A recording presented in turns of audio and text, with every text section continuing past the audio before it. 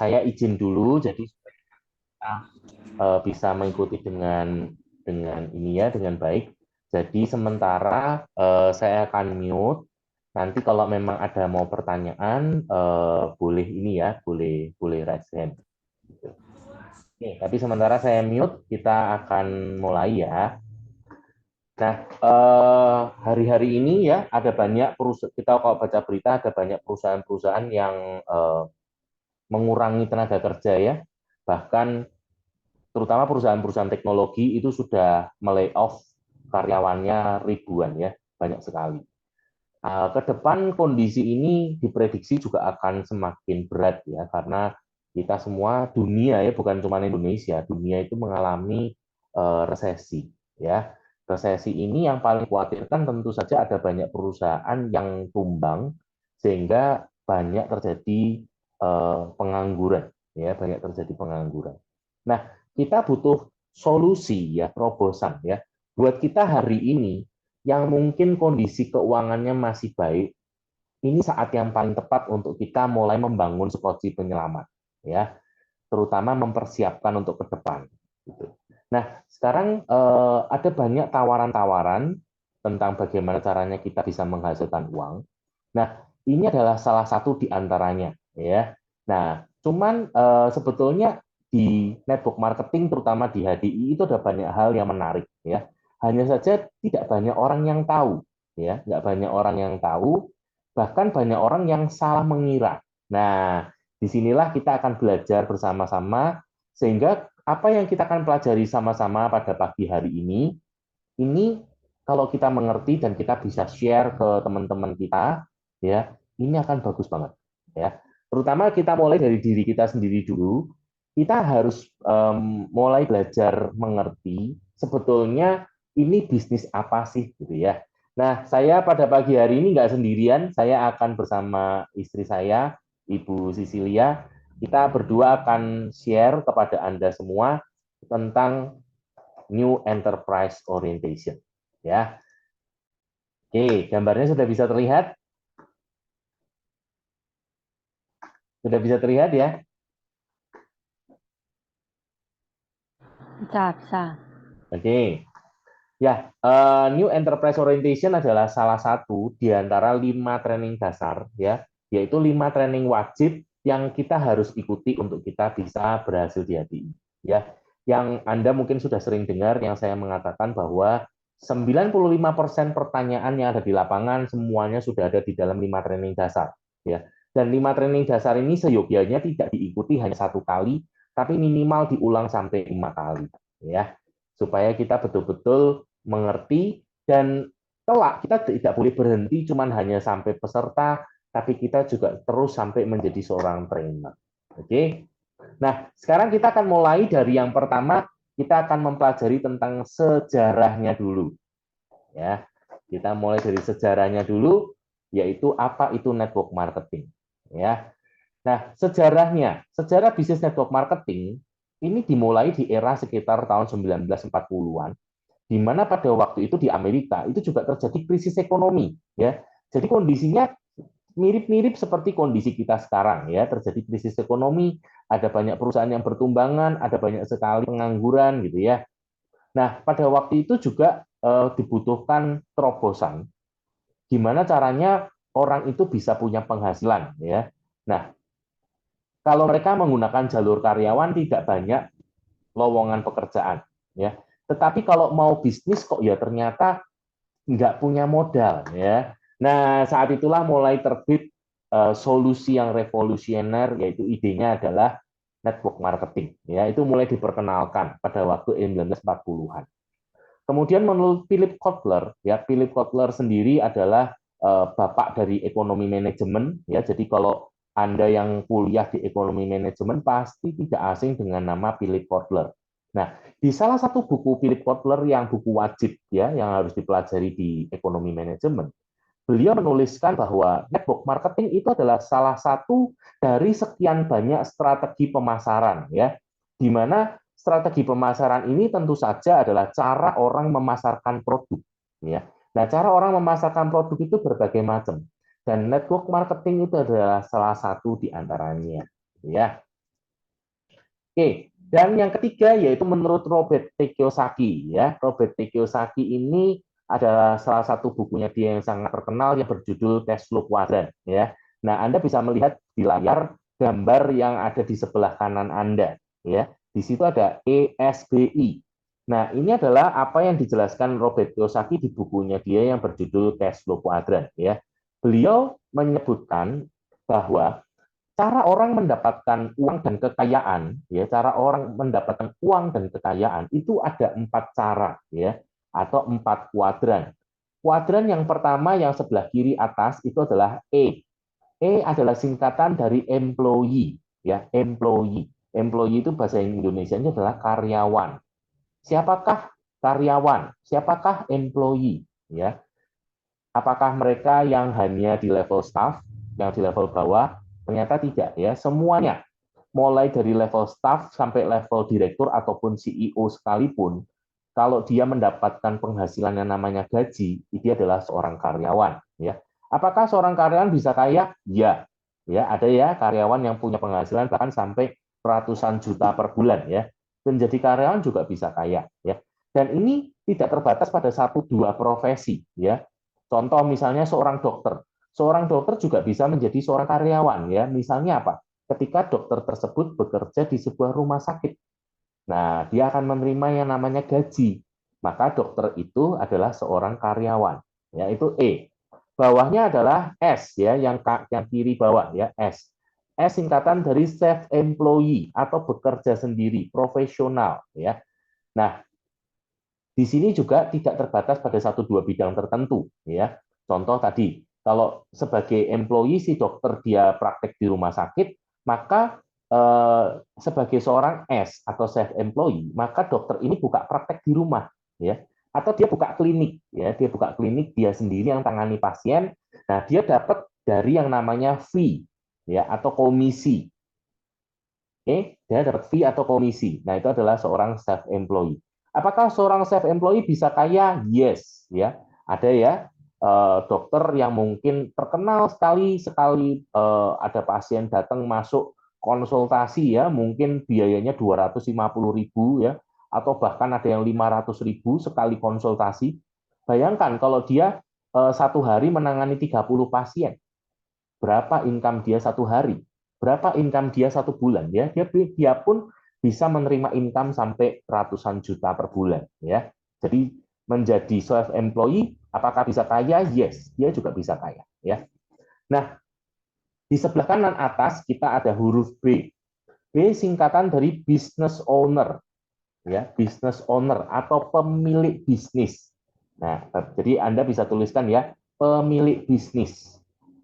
Nah, pemilik bisnis ini contohnya kalau kita melihat Pak Haritanu Sudibyo ya sebagai pemilik dari RCTI ya. Kemudian kita melihat ada Michael dan Budi Hartono ya, pemilik dari grup Jarum. Kemudian kita melihat ada Sudono Salim ya, Salim pemilik dari Salim Group. Kita melihat dari Eka Cipta pemilik Sinarmas ya. Kemudian kita melihat ada juga Khairul Tanjung ya, pemilik dari Trans Group ya, dan banyak nama-nama besar pengusaha-pengusaha lainnya. Di luar negeri kita ketemu dengan Bill Gates, Mark Zuckerberg ya, kemudian ada Jack Ma dan lain sebagainya. Mereka membangun bisnis ya, dan mereka kaya raya karena bisnisnya ya. Dan di bawahnya ada investor ya. Investor ini orang yang punya uang dan uangnya bekerja untuk dia ya. Dan banyak orang kaya karena investasi ya. Contohnya siapa? Yang paling besar di dunia adalah Warren Buffett ya. Opa-opa umur 70-an ini dia adalah salah satu orang terkaya di dunia dari investasi ya. Nah, employee, self employee, business owner dan investor empat-empatnya ada orang kayanya ya. Tetapi bedanya kalau E dan S ini mengandalkan dirinya sendiri sehingga punya batasan ya. Ada satu top atau puncak yang sudah tidak bisa ditembus lagi. Tetapi business owner dan investor itu tidak memiliki puncak ya. Jadi bisa terus tambah lama tambah kaya ya, bisa tambah lama tambah naik.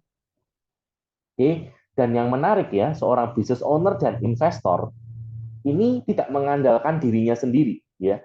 Sehingga mereka bisa memiliki yang namanya passive income, ya. Artinya sekalipun mereka sedang tidak aktif di dalam bisnis tersebut atau tidak aktif di dalam investasi tersebut, dia tetap bisa mendapatkan penghasilan, ya itu yang menarik ya. Nah, menjadi business owner ini ternyata di bukunya Cashflow Quadrant dijelaskan ada 3 cara ya. Yang pertama orang membangun sistem sendiri ya seperti nama-nama besar yang tadi saya sebutkan. Yang kedua orang bisa membeli franchise atau waralaba ya. Contoh orang kaya waralaba. Waralaba apa sih contohnya? McDonald's ya, KFC, Starbucks, Subway ya dan lain sebagainya ya macam-macam ya banyak sekali waralaba-waralaba ya bahkan Indomaret, Alfamart ya itu juga waralaba. Nah, yang ketiga adalah pemasaran jaringan atau network marketing. Jadi di sini Robert Kiyosaki mengatakan bahwa network marketing ini adalah bagian dari business owner. Nah, yang menarik Bapak Ibu ada kalimatnya yang mengatakan seperti ini ya. Kalau membangun bisnis sendiri itu butuh modal yang besar, ya resikonya juga besar. Nah, waktunya panjang. Kenapa? Karena untuk orang membangun sistem itu pasti melakukan trial error, ya. Coba-coba ya, coba sistem ini bisa berhasil nggak? Oh, ternyata fail. Dia bangkrut. Dia bangun lagi bisnis yang baru. Dia coba lagi, dia fail lagi, ya. Setelah 2-3 kali fail atau gagal bangkrut, nah baru dia akan menemukan bisnis yang sistemnya bagus dan bisa berhasil. Ya, itu kesulitan menjadi membangun sistem sendiri. Nah, ketika membeli sistem ya atau franchise, ini lebih mudah karena sistemnya sudah ada, dia tinggal beli dan diterapkan ya. Sehingga risikonya juga menjadi lebih kecil ya. Nah, namun membeli sistem atau waralaba atau franchise ini dibutuhkan uang yang jauh lebih besar lagi ya. Modalnya besar.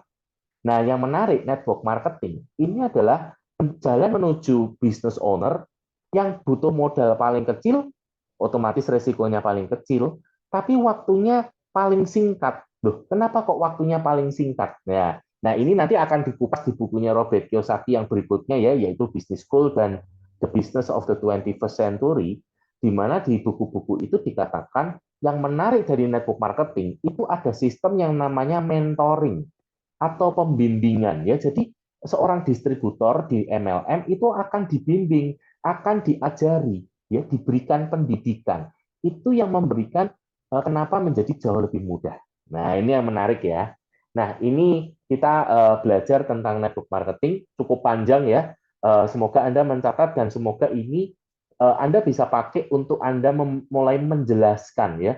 Karena ada banyak orang di luaran sana itu yang sebetulnya tidak terlalu mengerti apa itu network marketing ya, sama seperti saya dulu pada awalnya. Oke, kuliah halaman selanjutnya.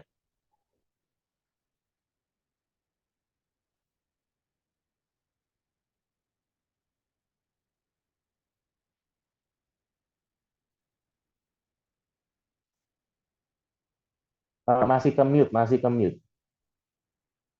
Oh ya. Ya. Bapak Ibu, di sini kita lihat ada beberapa buku ya yang mengupas tentang network marketing. Salah satunya itu adalah buku tadi Cashflow Quadrant sudah dijelaskan. Kemudian ada di buku Business School ya. Di situ disebutkan bahwa orang-orang terkaya di dunia mencari dan membangun jaringan. Orang-orang lain mencari pekerjaan ya. Kemudian ada juga di buku Berpikir dan Menjadi Sukses di halaman 7 itu ditekankan bahwa 20% jutawan di dunia berasal dari bisnis network marketing. Ya. Kemudian juga ada buku The Magic of Thinking Success, The Business of the 21st Century, dan buku The Secret Book of MLM. Ya. Oke, ya. Jadi Bapak Ibu juga ada banyak ya ternyata ya yang mengupas tentang network marketing ya. Jadi ini bukan Ronald yang ngomong ya, tapi ini buku-buku yang ditulis yang punya kredibilitas tinggi, mereka menuliskan pendapat yang positif tentang network marketing ya. Nanti Bapak Ibu bisa temukan. Oke. Nah, rupanya salah satu yang membuat orang itu negatif dengan MLM, ya, ternyata ada banyak orang terjebak pada yang namanya money game. Nah, ini yang penting banget ya, money game ini ya. Kenapa? Karena ini serupa tapi tak sama ya. Orang yang mungkin tidak mempelajari dengan detail itu tidak bisa membedakan ya MLM dan money game. Nah, di sini kita akan belajar bedanya tuh apa. Karena kalau kita teliti itu pasti kelihatan bedanya, ya. Nah, ini supaya nanti ke depan Anda pasti akan bertemu, ya. Nanti di prakteknya di lapangan Anda akan ketemu tuh yang namanya money game, ya. Nah, mereka menyamar sebagai MLM dan itu yang membuat nama MLM jadi jelek. Kenapa? Karena money game ini ujungnya pasti penipuan. Karena mereka menggunakan yang namanya skema Ponzi, ya. Mungkin Anda kalau baru sekali ini dengar, diklik dulu aja, nanti sambil Anda belajar, Anda akan mulai mengerti ya skema Ponzi.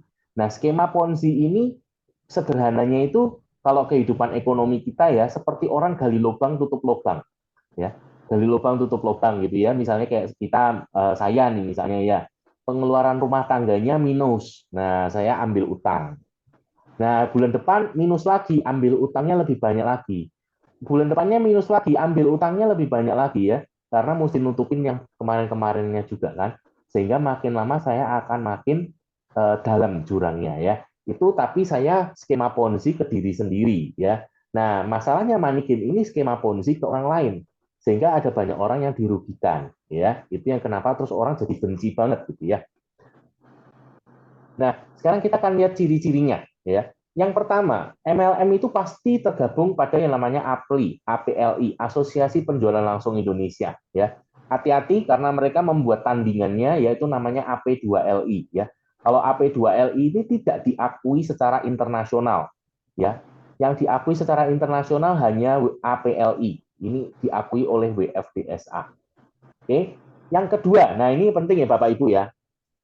MLM yang betul tidak menggunakan sistem binari. Binari itu apa? Kanan kiri seimbang. Jadi Anda disuruh cari dua, nanti yang dua cari dua dan seterusnya. Ya, yang diukur dari keseimbangan kanan kiri. Itu pasti money game. Ya, dari zaman dulu waktu onta belum punya punuk sampai sekarang onta punuknya dua, sistemnya begitu terus ya, binari. Oke. Nah, karena sistemnya binari otomatis kan membatasi dua ya. Sedangkan kalau MLM itu tidak membatasi perekrutan agen ya. Jadi kita boleh sebanyak-banyaknya. Terus, nah ini yang penting ya Bapak Ibu ya, tadi sudah dijelaskan, MLM itu sejatinya adalah strategi pemasaran. Maka di sini penting ada produk atau jasa yang diperjualbelikan dan yang lebih penting lagi kita di sini ada yang namanya repeat order. Beda dengan money game. Kalau di money game itu nanti tidak ada repeat order. Kenapa? Beda. Bapak Ibu sama seperti gini ya. Kalau saya ajak Bapak Ibu berlogika. Kalau Bapak Ibu buka restoran nih, ya kan, buka restoran, buka rumah makan, buka kafe ya, ada orang datang beli. Bapak Ibu kepengen nggak orang itu datang lagi dan beli lagi? Pengen ya. Bahkan datang lagi, beli lagi, besoknya datang lagi, beli lagi, dan seterusnya sambil dia bawa teman lagi yang lainnya. Betul ya? Sehingga pelanggan kita makin lama makin banyak ya. Nah, itu normalnya bisnis. Tapi kalau money game ini dia dapatnya bukan dari penjualan barang. Dia dapat duitnya dari setoran member ketika dia join ya. Makanya yang penting dia ada dapat member baru. Dapat member baru lagi, dapat member baru lagi, dapat member baru lagi. Karena yang penting duitnya itu dari uang join ya. Kalau MLM itu dari pembelian produk. Oke. Nah, komisi yang dibayarkan tentu saja dari hasil penjualan produk ya. Kalau tadi money game itu dari member, dari orang yang join. Nah, MLM ini kita fokusnya adalah jangka panjang ya. Kita mau selamanya. Selamanya orang itu ada di bersama kita, berbisnis bersama kita, selama itu juga dia dapat keuntungan ya. Kalau money game ini tidak, dia fokusnya adalah jangka pendek ya. Pokoknya orangnya masuk segera dihabisin hilang ya. Jadi waktunya pendek. Beda ya. Kalau MLM kita jangkanya panjang, kalau money game ini pendek. Oke. Nah, maka karena sistemnya panjang, kita ada yang namanya sistem pendidikan berjenjang yang mengajarkan kita untuk menjadi pengusaha atau profesional network builder gitu ya. Sedangkan kalau di money game nggak ada, ya. Terus ciri-ciri berikutnya di money game itu dapat mendaftarkan lebih dari satu keanggotaan. Jadi misalnya Ronald sudah join, ya, Ronald sudah join. Nanti Ronald boleh join lagi. Jadi ada Ronald 1, Ronald 2, Ronald 3, Ronald 4, Ronald 10 yang orangnya sebetulnya ya saya gitu ya. Tapi kalau di MLM enggak ya, saya hanya boleh join satu kali. Oke. Nah, kalau di MLM dengan sistemnya bukan yang pertama bergabung yang pasti berhasil, ya, dan juga bukan yang pasti punya income paling besar, tetapi siapa yang kerjanya bagus, yang kerja keras, ya, itu yang berhasil. Beda dengan money game ya, karena money game ini sudah disusun sistemnya piramida, ya toh kayak tadi misalnya Anda logika aja, Anda hanya boleh cari dua, yang dua hanya boleh cari dua, dan seterusnya. Ya pasti yang di atas pasti lebih gede daripada yang di bawah. Gitu. Ya karena sistemnya piramida ya, kalau di sini enggak. Gitu ya. Jadi kalau di money game yang bergabung di awal pasti yang diuntungkan, sedangkan kalau kita enggak. Ya makanya kalau di money game orang itu akan bilang, wah enak yang pertama, kalau yang belakangan mah enggak enak. Itu betul. Tapi kalau di MLM enggak. Ya di MLM itu bukan tentang siapa yang join duluan, tapi siapa yang bekerja keras. Itu di MLM. Ya. Nah saya mungkin nyinggung sedikit. Ini juga yang membuat orang negatif dengan MLM ya, ini karena promosinya money game yang terlalu berlebihan ya. Yang ada kayak gini, misalnya Anda mungkin barangkali pernah dengar. Oh ini kalau di kita cukup beli sekali ya. Beli sekali Anda dapat income terus-menerus. Nah, sebetulnya Bapak Ibu, kalau kita tuh melogika ya, dengan logika kita berpikir dengan hati yang dingin, tenang gitu ya, kepala dingin, hati tenang, kita berpikir, kita harusnya bisa mulai menghitung. Kok bisa ya? Ada orang beli sekali, tapi dapat bonusnya terus-terusan. Pertanyaannya, itu perusahaan bisa bagi bonus dari mana? Nah, harusnya kita berpikir mulai cerdik gitu kan, cerdas gitu ya. Kita harusnya ngerti. Nah, kalau di MLM itu jelas, ya setiap kali ada pembelian, makanya perusahaan bisa ngasih bonus. Lah kalau nggak ada produk yang terjual, dari mana bonusnya? Oke, gitu ya. Nah, berikutnya, Bu Sisilia, kenapa ya orang kok negatif dengan MLM ya?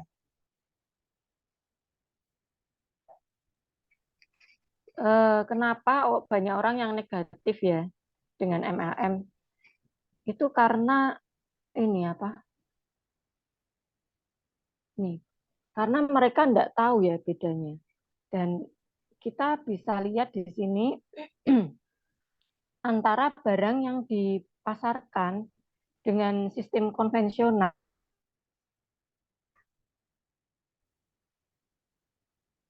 Dari kalau konvensional, barang dari pabrik itu akan masuk ke distributor. Kemudian dari distributor masuk ke agen, ke grosir, pengecer, baru diterima oleh konsumen. Nah, dari masing-masing distribusi ini membutuhkan biaya operasional ya untuk tenaga kerja, untuk gudang, untuk biaya pemasaran, juga untuk ambil laba ya. Itu dibebankan ke harga produknya masing-masing ya. Sehingga ini kita lihat kalau di sini aja ada 5 jalur, berarti 5 kali 10%. Nah, itu kalau 5 ya kali 10%. Kalau ngambilnya tuh lebih dari 10%, bisa 15 atau 20% lebih. Jadi berapa harga barangnya ya? Nah, banyak orang bilang MLM tuh jual barang barang murah dijadikan mahal. Padahal intinya adalah dari MLM itu dari pabrik langsung ke distributor atau enterpriser, tidak melewati jalur-jalur seperti pada pemasaran di konvensional, ya kan? Nah, pada bisnis konvensional, harga jualnya itu sudah terdapat biaya marketing yang cukup besar jumlahnya. Diambil dari harga jualnya itu dihitung dari harga pokok produksinya, kemudian biaya marketingnya, biaya operasional, dan labanya. Nah, biaya marketingnya sendiri aja itu besar kalau di konvensional. Karena mereka biasa masuk ke iklan di papan reklame ya, baliho. atau billboard itu juga yang enggak murah, atau mereka pasang advertising di online atau di internet ya. Nah,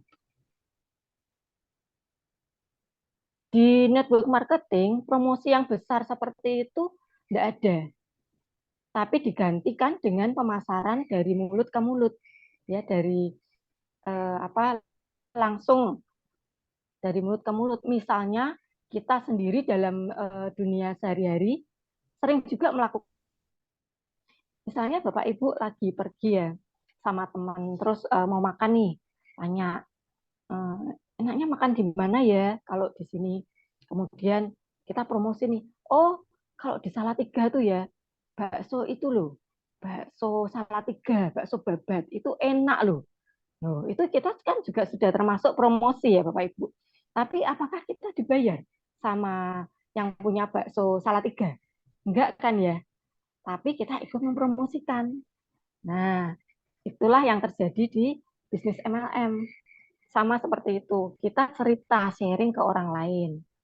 Nah, banyak orang yang membandingkan barang network marketing yang kualitasnya bagus dengan produk yang kualitasnya tuh beda ya, antara harga dengan barangnya tuh tidak sepadan.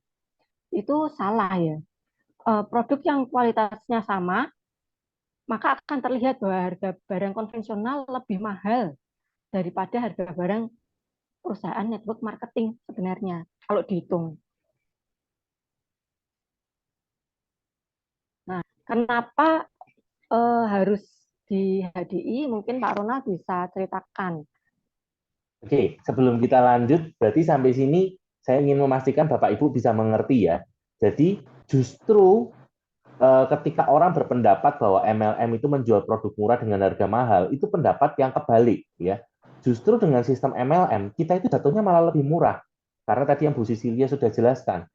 Yang orang seringkali tidak pahami, bahwa di bisnis konvensional ada tingkatan-tingkatan seperti ini ya. Kalau ada yang orang dagang mungkin nyebutnya biasanya tangan pertama, tangan kedua, tangan ketiga, dan seterusnya. Ya. Nah, hari ini yang seperti itu pun sudah mulai kesulitan ya. Di era digital seperti sekarang ini, tangan kedua, tangan ketiga, dan seterusnya itu sudah mulai kesulitan. Kenapa? Karena pabrik pun tuh sekarang jualan langsung ke konsumen. Ya, Anda bisa melihat di mana? Di online shop, di marketplace. Ya, kalau Anda hari ini ke Shopee, ke Tokopedia, di sana Anda menemukan Unilever jualan, Anda menemukan apa namanya pabrik PNG jualan. Bayangin, ya kalau dulu butuh tangan kedua, tangan ketiga yang disebut distributor, agen, grosir, dan seterusnya. Sekarang pabrik jualan langsung, ya. Jadi sistem bisnis konvensional pun tuh sekarang udah mulai tertekan, gitu ya. Nah, dengan sistem MLM yang tadi dijelaskan Bu Lia, barang dari pabrik itu langsung ke distributor. Kita itu beli langsung ke HDI, gitu kan. Jadi nggak ada pakai tangan-tangan, gitu kan.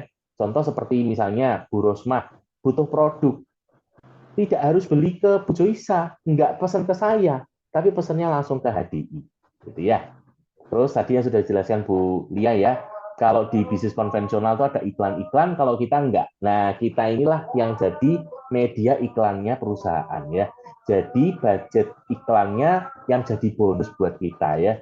Jadi makanya kenapa perusahaan itu enggak akan rugi untuk bayarin kita jalan-jalan ke luar negeri, karena kita sudah jadi media iklannya perusahaan.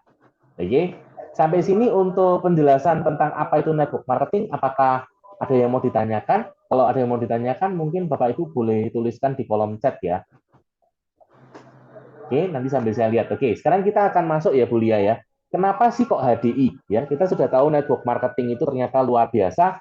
Pertanyaannya kenapa HDI? Ya, ada banyak pilihan network marketing di luaran sana. Kenapa kok HDI? Nah, kita akan lihat dari dua sisi ya, sisi internal dan eksternal. Oke, sekarang kita akan lihat dulu untuk sisi internalnya ya. Tapi sebelum sampai sana, saya ingin sharing dulu kepada Bapak Ibu. Nah, ini Bapak Ibu boleh catat ya. Saya menggunakan prinsip yang namanya 4P ya. 4P ini kriteria memilih perusahaan MLM yang baik. Nah, P yang pertama adalah pendidikan ya. Ini P yang pertama ya. Jadi nomor satu pendidikannya dulu, bukan produknya dulu, bukan juga duitnya dulu. tapi yang nomor satu adalah perusahaannya dulu. Baru yang berikutnya, pendidikannya dulu. Baru habis itu kita lihat perusahaannya yang nomor dua. Kenapa? Karena ini kita mau bisnis itu jangka panjang. Jadi kita harus lihat ya, perusahaan ini kredibilitasnya seperti apa gitu. Yang berikutnya baru kita akan lihat dari sisi produk ya. Dan yang terakhir kita akan lihat dari sisi penghasilan ya. Ini yang kita akan belajar bareng-bareng ya pada pagi hari ini ya. Kita akan coba kupas HDI itu seperti apa. Oke, Bu Lia.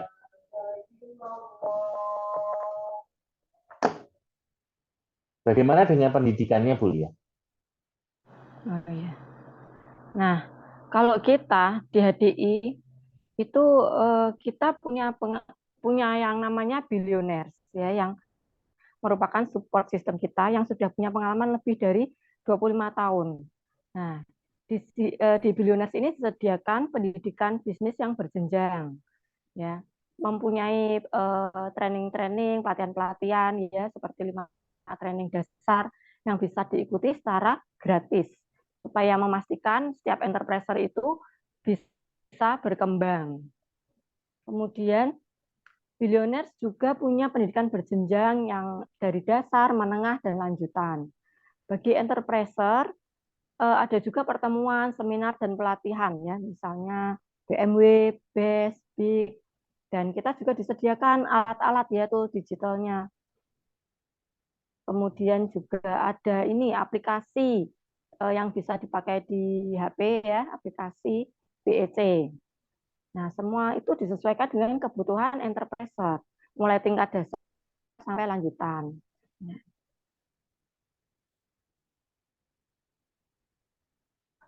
Oke, bagaimana dengan perusahaan ya? Tadi kan Bu Lia sudah cerita ya tentang pendidikannya ya. Jadi nanti pendidikannya ini sama seperti yang kita hari ini sedang ikuti, kita lagi mulai merasakan ya beberapa bagian dari pendidikannya. Oke, nanti Anda setelah ini segera download aplikasi yang namanya BEC, ya Anda cari di Play Store atau di App Store. Nah, di situ nanti Anda bisa ikuti langkah-langkahnya ya. Jadi tuntunannya untuk step by step-nya langkah pertama apa, dua apa, tiga apa itu sudah dibuatkan di sana ya. Jadi udah enak banget ya. Oke, sekarang saya ingin sharing tentang perusahaan ya. Perusahaan ini sederhana aja. HDI itu kita pertama kali berdiri di Singapura tahun 86 dan kita masuk di Indonesia itu tahun 93. Nah, ini yang Anda perlu catat. Masuk di Indonesia tahun 1993. Sehingga kalau kita hitung sampai hari ini itu hampir 30 tahun ya Bapak Ibu. Nah, kenapa kok ini hal yang penting? Jadi tidak semua perusahaan ya, ini ada satu survei ya yang pernah saya baca ya, di mana dari 100 perusahaan yang berdiri dalam 10 tahun yang pertama itu yang tersisa bertahan itu tidak lebih dari 10 perusahaan. Ya, bayangin dari 100 perusahaan yang berdiri dalam 10 tahun tinggal 10. Nah, dalam 10 tahun yang kedua dari 10 perusahaan yang bertahan tadi tidak lebih dari 2 atau 3 perusahaan saja yang bisa survive. Nah, artinya Bapak Ibu tidak banyak perusahaan yang bisa lolos 10 bahkan 20 tahun ya. Nah, kalau HDI ini hampir 30 tahun di Indonesia dan pasti jelas lebih dari 30 tahun di Singapura, otomatis membuktikan bahwa perusahaan ini kuat ya. Perusahaan ini kuat gitu. Dan hari ini HDI ini termasuk yang terbesar di Indonesia ya Bapak Ibu ya. Ini diakui beberapa sumber-sumber yang terpercaya, HDI saat ini adalah network marketing yang terbesar di Indonesia. Dan HDI sendiri tidak berhenti improve ya. Terus ada improvement atau peningkatan-peningkatan yang kita terus kerjakan ya. Salah satunya yang hari ini kita nikmati adalah Anda punya yang namanya HDI One ya. HDI One ini satu aplikasi yang kita bisa pakai untuk bisnis kita ya. Di situ apa yang kita butuhkan sudah ada semua ya. Kita bisa cek omset, kita bisa cek peringkat, kita bisa cek untuk marketing tools ya, segala macam itu ada di situ. Itu luar biasa banget. Yang kedua kita nanti punya HDI Store ya. Di HDI Store ini kita bisa belanja di sana, kita bisa daftarin rekan baru di sana gitu ya. Bahkan hari ini kita sudah integrated ya, udah online ya. Dan diharapkan di akhir tahun nanti kita sudah bisa integrated secara internasional ya. Kalau saat ini baru Indonesia aja, tapi kalau tahun depan kita sudah bisa internasional. Jadi kita di Indonesia nih bisa belanja untuk Singapura, bayangin. kita bisa belanja untuk Filipina. Jadi kalau nanti Anda punya rekan kerja di Filipina misalnya, yang mungkin Anda WA, kan zaman sekarang itu kan sudah zaman teknologi ya. Anda di Indonesia nih, di mungkin dimanapun Anda berada ya, Anda WA ke rekan kerja Anda yang di Filipina. Rekan kerja Anda di Filipina bilang gini, bro, ini Clover Honey aku habis nih, aku mau beli Clover Honey, gitu kan. Bisa loh, tahun depan bisa ya. Kita dari gadget kita bisa beliin untuk mereka yang ada di Filipina. Loh, itu luar biasa banget kan. Itu di HDI nanti bisa. Oke, itu perusahaan ya. Jadi membuktikan bahwa perusahaan kita masih eksis sampai hari ini, itu artinya perusahaan yang kuat ya. Oke,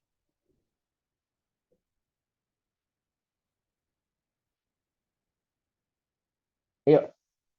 Ya, untuk produknya, ya produk kita ini dari bahan perlebahan ya Bapak Ibu, di mana produk kita ini sudah dapat diterima oleh masyarakat luas. Karena buktinya tentang madu ini sudah tercantum dalam semua kitab suci yang ada di Indonesia. Mulai dari di Alkitab, kita bisa lihat di kitab Amsal ya, kemudian di Al-Quran, di kitab An-Nahl juga disebutkan tentang madu. Kemudian di kitab Weda dan Tripitaka juga semuanya menyebutkan tentang khasiat madu untuk kesehatan dan kesembuhan. Nah, ini menunjukkan bahwa untuk madu sendiri sudah terbukti ribuan tahun ini untuk kesehatan. Dan berarti Tuhan sendiri yang Maha Kuasa yang sudah mewahyukan kepada umat manusia bahwa madu ini bagus untuk kesehatan kita. Nah, selain itu, produk kita ini juga dipakai oleh 3 generasi presiden di negara asalnya ya, di Amerika, mulai dari Bill Clinton, George Bush, dan Ronald Reagan sudah pakai produk kita. Nah, di sini membuktikan ya bahwa produk kita kualitasnya pasti luar biasa. Karena untuk suatu produk, Ibu. Kemudian juga untuk komite atlet di 3 negara, di Malaysia, Filipina, dan Indonesia, mereka pakai untuk atletnya ya. Jadi produk kita ini aman, tidak mengandung doping dan ketergantungan. Untuk izin-izinnya juga kita komplit, ada ISO, terus APRI ya, kemudian ini buku MIMS, ada POM dan Halal MUI juga. Nah, ini yang luar biasa kita ada di buku MIMS ya Bapak Ibu, di mana buku MIMS ini adalah buku panduan untuk para medis dalam meresepkan suatu obat ya. Berarti sudah teruji secara klinis gitu. Nah, banyak juga yang sudah dibantu kesembuhannya dengan produk-produk kita. Nah, untuk lebih lengkapnya nanti Bapak Ibu bisa ikuti training PK untuk mengulas lebih dalam ya tentang produk-produk kita dan strategi pemasarannya. Nah, bagaimana dengan bisnis plan-nya ini Pak Ronald? Oke, untuk bisnis plan kita nggak detailkan di sini ya, tapi nanti akan didetailkan di training bisnis plan ya, hari Kamis kalau saya nggak salah ingat ya, Kamis atau Jumat. Oh Jumat, sorry, hari Jumat. Hari Jumat nanti saya akan membawakan bisnis plan ya. Tapi di sini bisnis plan kita ini keunggulannya isi one plan ini mudah dipahami ya, simple, dan di sini kita itu punya kewajiban hanya 300 poin, itu berlaku mulai enterpriser sampai Royal Crown ya. Jadi ketika peringkatnya makin tinggi, targetnya juga nggak makin besar ya. Jadi hanya 300 poin aja. Dan 300 poin itu nggak besar ya Bapak Ibu ya. 300 poin itu hanya sekitar 3 sampai 5 produk ya. Jadi kalau kita ambil produknya Clover Honey 1 kilo, itu 1 bulan cuma 3 ya. Jadi 1 bulan cuma 3. Nah, begitu kita sudah memenuhi kewajiban kita, maka berikutnya kewajiban kita itu adalah membantu mengembangkan rekan kerja kita ya. Contoh kalau Bapak Ibu lihat yang di level diamond ya, di sini level diamond. Nah, syarat dari level diamond ini adalah 5 manajer. Nah, kita membantu 5 orang rekan kerja kita untuk bisa naik peringkat ke manajer. Maka kita akan menjadi seorang diamond ya. Jadi ketika indahnya bisnis plan di HDI adalah ketika kita membantu rekan kerja kita untuk mereka bisa berhasil, maka kita pun akan menjadi berhasil. Nah, itu ya menarik ya. Nah, di sini haknya kita 5%-nya itu bisa sampai di kedalaman ke-7. Nah, bagaimana kedalaman ke-8, Pak? Apakah tambah kecil? Nah, biasanya tempat lain kan tambah kecil. Kalau di kita enggak, ya. Di kedalaman ke-8 itu justru tambah besar ya, ditambah 1% ya, jadi 6%. Nah, ini yang menarik ya. Jadi kita bisa mencapai sampai dalam. Emang kenapa toh Pak kok sampai dalam? Nah, nanti di training business plan ya, Anda akan tahu jawabannya. Ya. Selain itu, kita juga punya yang namanya bonus leadership ya, atau komisi eksekutif Diamond Group of Right. Jadi ini ketika kita masuk ke peringkat eksekutif, kemudian kita juga membantu rekan-rekan kita untuk naik ke peringkat eksekutif Diamond. Di sini ketika kita membantu rekan kita naik, kita dapat tambahan lagi 2% dari omsetnya dia. Ya. Nah, itu sampai 5 level. Kemudian di sini kita juga akan mendapatkan yang namanya royalti. Nah, ini yang luar biasa ya Bapak Ibu. Kenapa? Royalti ini ngitungnya dari omset Indonesia. Loh, menarik kan? Kalau ngitungnya cuma dari omset kita, ya kalau kita baru-baru mulai bisnis ini, omset kan pasti masih kecil toh. Ya kan? Omset masih kecil. Maka kalau cuma ngitungnya omset kita, ya royaltinya berarti kecil banget kan gitu. Ya kan? Tapi bayangin kalau ini ngitungnya omset Indonesia. Loh, Bapak Ibu itu gede banget loh. Ya. Terus kita yang terbaru ya, kita punya satu bonus lagi yang namanya stakeholder. Oh, itu gede lagi. Ya, itu lebih gede lagi. Oke. Kemarin teman-teman yang stakeholder ya barusan ada acara di Bali ya. Di sana mereka diberikan fasilitas yang terbaik ya. Hotel bintang 5, diajak makan enak-enak gitu ya. Nginep di hotel yang terkenal, di restoran terkenal dan sebagainya ya.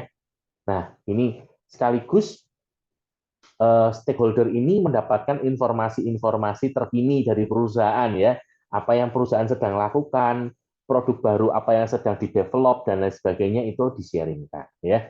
Nah, ini hanya ada di Indonesia hanya ada di HDI ya.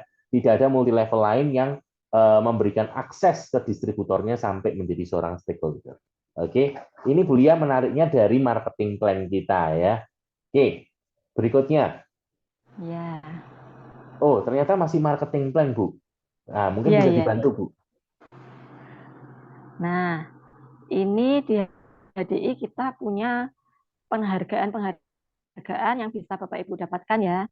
Mulai dari Enterprise Manager sudah bisa dapat cash award sebesar 1 juta. Kemudian untuk Enterprise Leader pencapaian 3 kali bisa dapat plakat dan pin ya. Kalau 6 kali bisa cair cash award 3 juta. Nah, untuk naik ke peringkat Diamond Leader 3 kali, pencapaian 3 kali dapat plakat, pin, dan kita dapat jas ya Bapak Ibu. Ya, jadi jas yang seperti saya dan Pak Ronald pakai ini, kita dikasih ini dari HDI, dikasih bahan sekaligus ongkos jahitnya juga dua.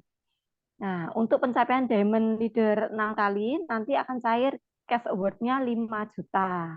Ya, lumayan ya. Kemudian, untuk eksekutif Diamond.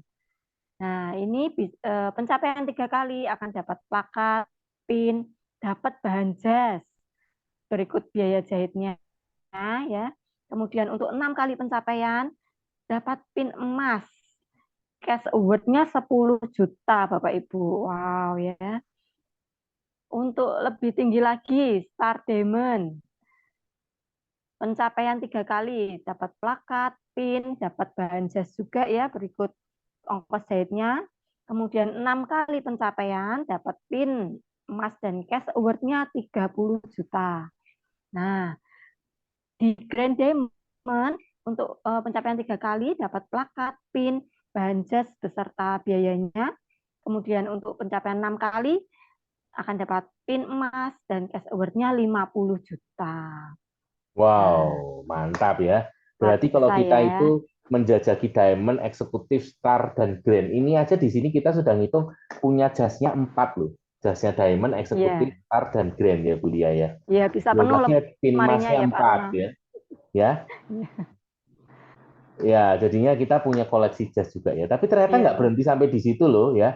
Karena kita masih Mm-mm. punya peringkat crown ya. Oh Jadi kalau iya. crown ini sudah emas ya, Bapak Ibu. Jadi kalau di crown itu jasnya emas ya, jasnya emas. Nah, eksekutif crown itu 3 kali dia dapat jas, kemudian kalau 6 kali dapat pin emas dan cash award-nya 100 juta ya, 100 juta. Nah, kemarin saya dengar ada yang kepengen beli rumah ya, bisa dipakai buat beli rumah ya. Oke, Star Crown 3 kali dapat plakat, pin, dan bahan jas dan biaya jahit ya. 6 kali itu dapat pin emas, cash award-nya 300 juta. Oke, untuk Grand Diamond, Grand Crown, sorry, Grand Crown 3 kali dapat plakat, pin, bahan jas, dan biaya jahit. Kalau 6 kali dapat pin emas dan cash award-nya 500 juta. Bapak Ibu ngomong-ngomong, pin emasnya ini maksudnya di tiap level nanti beda ya. Jadi selain ada pin emas, di pin emasnya itu ada berliannya ya. Nah, ketika peringkatnya makin tinggi, itu berliannya juga makin gede ya. Dan terakhir Royal Crown, ini peringkat tertinggi ya, Royal Crown ya. Ini plakatnya juga beda ya, plakatnya tuh gede ya, berat ya. Nah, kalau 6 kali, ini yang menarik banget ya, 6 kalinya Royal Crown itu dapat pin emas, pinnya itu emasnya banyak berliannya gitu ya, dan cash award-nya 1 miliar. Menarik? Menarik ya, dapat uang 1 miliar loh Bulia ya. Oke, next. Apa ini Bu? Nah, ini siapa yang suka jalan-jalan ini Bapak Ibu. Nah, di HDI ini kita bisa dapatkan tiket jalan-jalan gratis ya. Apa aja ini kita punya eh, Explore Fun, Explore Summit, dan Explore World. Nah, Bapak Ibu nanti kita kalau mencapai peringkat ya, nanti bisa lihat di training BP ya Bapak Ibu bagaimana syarat dan ketentuan untuk mencapainya. Kita nanti dapatnya tiketnya 2 ya. Jadi bisa pergi dengan pasangan atau dengan anak atau dengan orang tua bisa diajak untuk menikmati kesuksesan kita di HDI ya. By the way, tuh Bulia, di ruangan ini juga ada teman kita yang udah menang loh. Kemarin namanya Oh masuk majalah. iya, oh iya iya ini ada teman kita ini Bu Ina ini ya.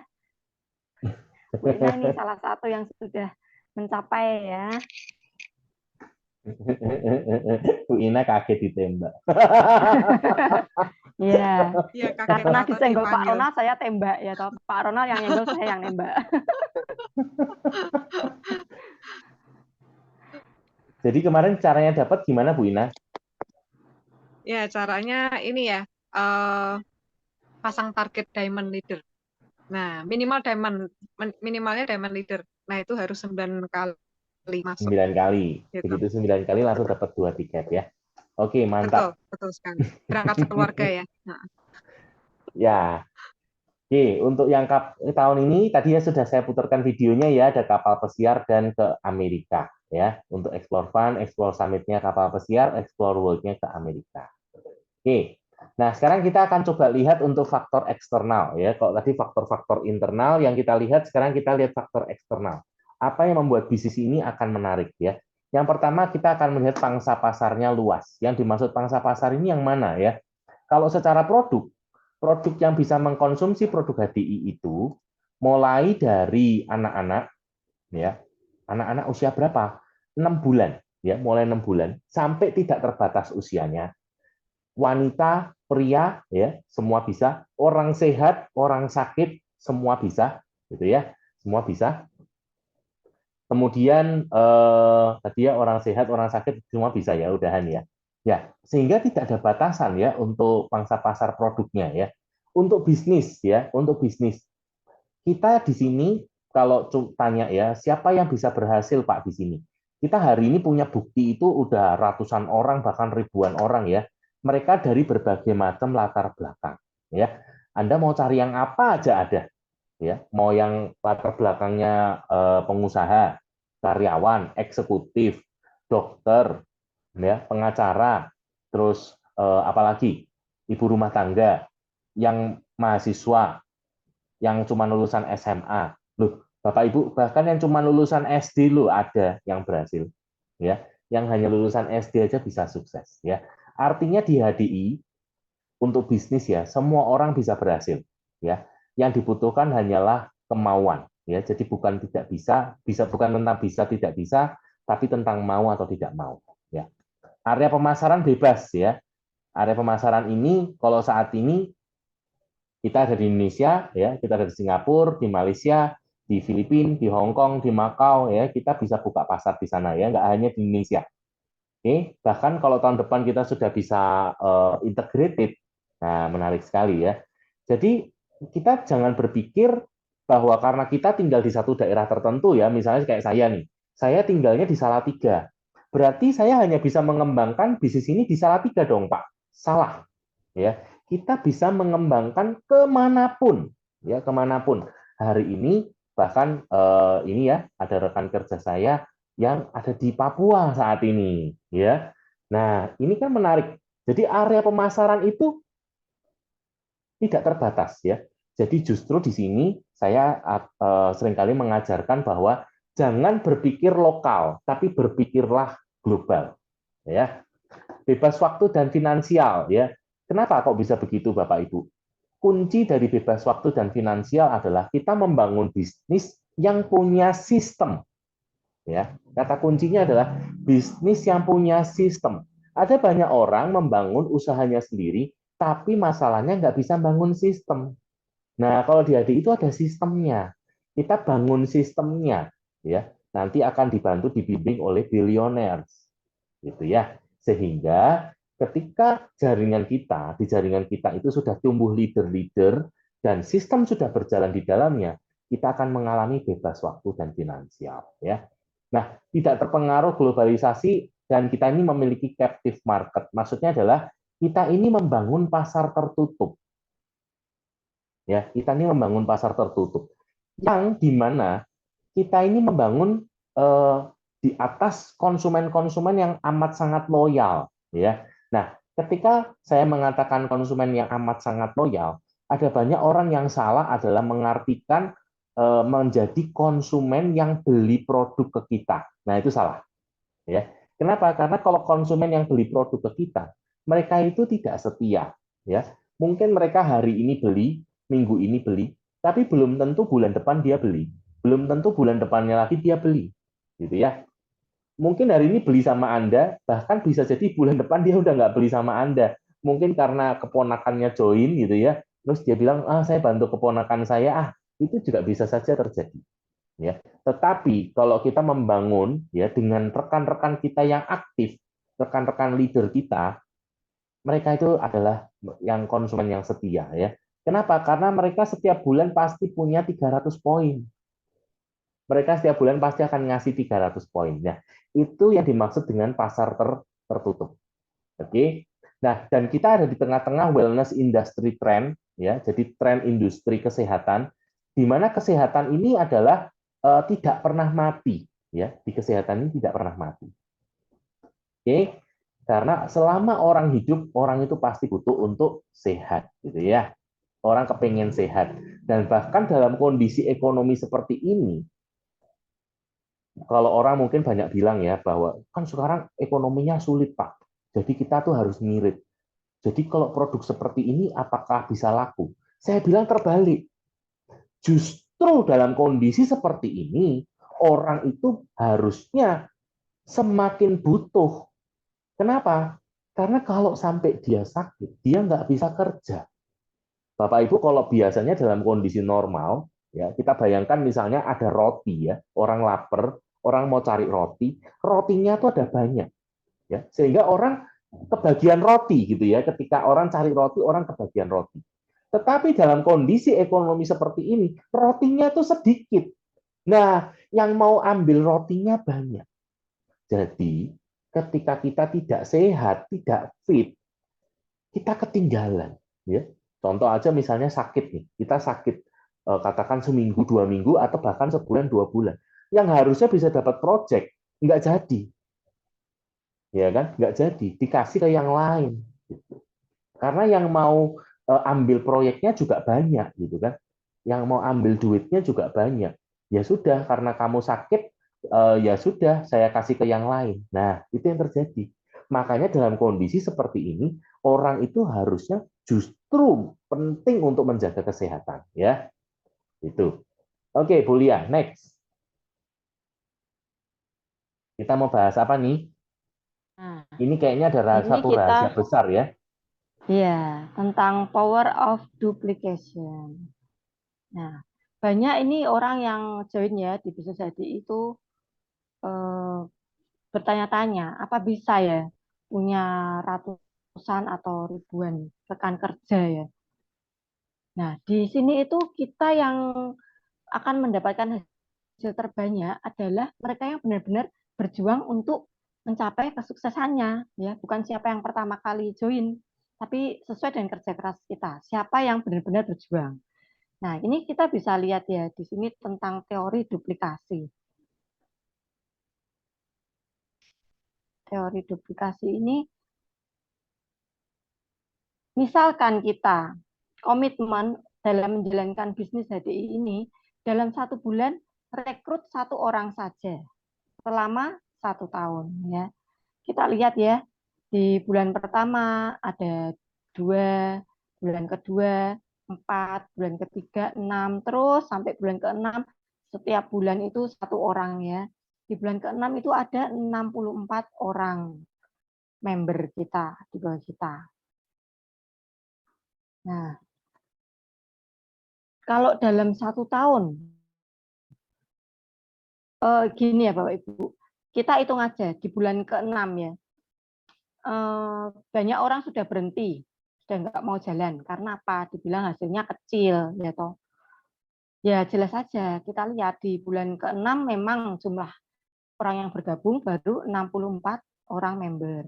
Jika masing-masing orang itu omsetnya 900 BV, dikalikan 5%, hasilnya 2.880.000. Nah, itu untuk di bulan ke-6.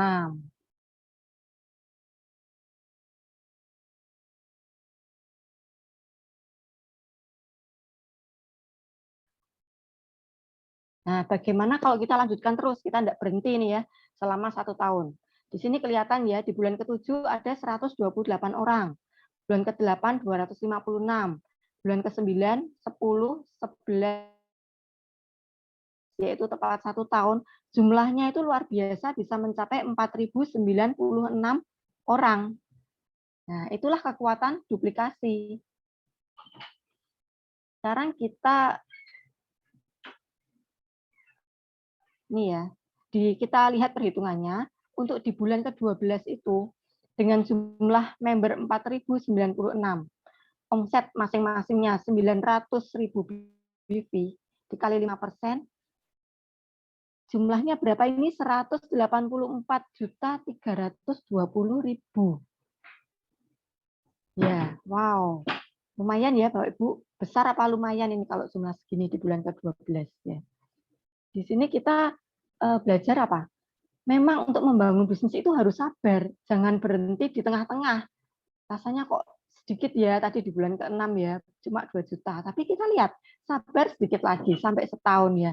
Ternyata bisa sampai ratusan juta. Sabar itu beda dengan lambat atau malas ya Bapak Ibu. Sabar itu berarti kita paham bahwa untuk membesarkan jaringan itu butuh waktu ya, butuh proses gitu. Nah, lalu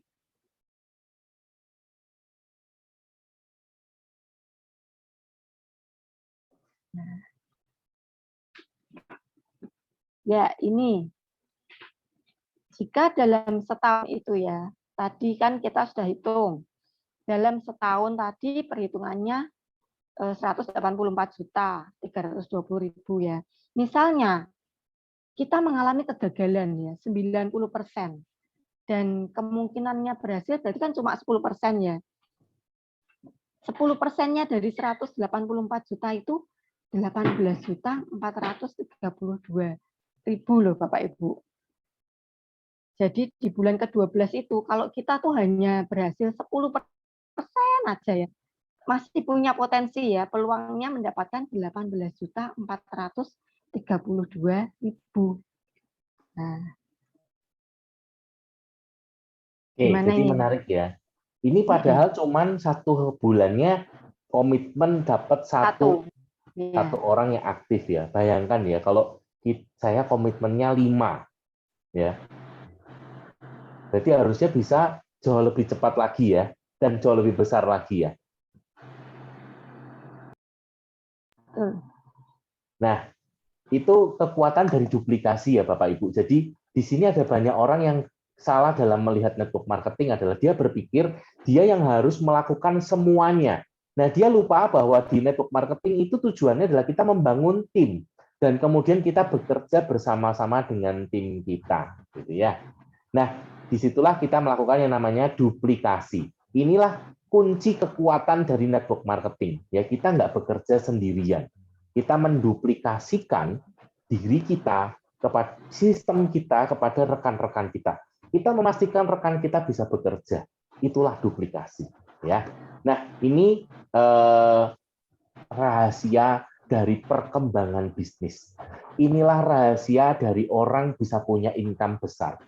Nah, kenapa kok kita perlu menjelaskan ini Bapak Ibu? Karena sampai sekarang itu ada banyak sekali, baru-baru ini, belum lama, baru jam mungkin 2-3 jam yang lalu, saya barusan ngobrol dengan seseorang gitu ya, pun masih melihat dengan cara yang sama. Ya. Dia berpikir dia nggak bisa berhasil di HDI karena dia nggak bisa jualan. Dan saya bilang, orang yang berhasil di HDI, yang hari ini punya income yang besar, itu bukan karena orang itu hebat jualan, bukan. Ya, bukan yang paling hebat jualan yang berhasil di sini, tapi siapa yang bisa membangun tim yang besar. Ya, kuncinya membangun tim yang besar, ya, bukan jualan yang banyak. Ya, dan membangun tim yang besar itulah kunci dari duplikasi. Ya, kekuatannya ada pada power of duplication. Oke. Nah, sekarang kita mulai belajar ya. Di sini kita mau berhasil, kita mau tadi sudah Bu Lia sudah cerita ya, di bulan ke-12 dengan 10% aja bisa punya income 18 juta sebulan. Oke. Siapa yang mau nih gitu ya. Yang mau saya boleh minta reaction-nya dong. Kasih love atau mungkin kasih jempol. Bisa? Ada yang mau? Nah, terima kasih. Kita mulai dari langkah-langkah awal ya. Ini mungkin terlihat seperti kayak remeh-temeh mungkin barangkali ya, tapi ini kunci-kunci penting ya. Ini kunci-kunci penting yaitu 5 persiapan menjadi seorang enterpriser ya, atau saya lebih suka menyebutnya sebagai seorang profesional network builder ya. Persiapan apa saja yang harus kita lakukan? Oke. Bu Lia, bisa sharing untuk persiapan yang pertama. Masih ke mute. Oh ya, untuk yang pertama adalah persiapan mental. Kita mesti hilangkan rasa malu, gengsi, takut ya. Misalnya, Anda adalah seorang yang mempunyai kedudukan lumayan bagus ya di kantor, misalnya manajer. Terus Anda malu atau gengsi untuk menawarkan produk, atau malu untuk presentasi ke rumah orang, nawarin ke tetangga, ke kenalan, atau bahkan ke rumah rekan kerja bawaan Anda di kantor. Nah, itu mesti dihapus. Kita nggak boleh malu seperti itu. Juga misalnya Anda memiliki latar belakang pendidikan yang nggak tinggi ya. Misalnya nggak sampai kuliah, cuma SMA. Sehingga takut untuk prospek orang yang mungkin lebih tinggi ya, atasan atau saudara yang sudah lulus kuliah, yang sudah sarjana gitu, atau yang sudah lebih sukses dari kita gitu ya, takut untuk menawarkan dan mengenalkan produk kita. Kemudian takut apa lagi nih? Takut terhadap perkataan dan pikiran orang lain.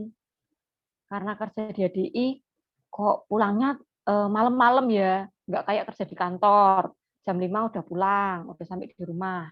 Di HDI kan kita bisa menemuin orang yang pulang kerja, mungkin dia baru senggang jam 7, selesai jam 9, atau bahkan sampai jam 10. Terus kita takut nih dikatain, apa kata orang ya, saya kok cewek, pulangnya malam-malam ya. Terus enggak perlu bingung lah apa kata orang lain ya, orang apa itu pasangan atau orang tua atau tetangga, saudara, teman atau orang-orang yang negatif thinking terhadap kita. Kenyataannya apa? Tidak ada kan agama yang mencantumkan di kitab sucinya bahwa pulang malam itu berdosa. Ya. Berarti kan itu tidak salah kalau kita bekerja sampai malam, ya, bukan suatu dosa. Jadi untuk apa kita takut? Kemudian takut nih untuk tersenyum sama orang, takut untuk memulai menyapa duluan, ya. Nah, kenapa? Toh kita kalau berbagi senyum, memangnya kita akan ditendang atau kan enggak ya?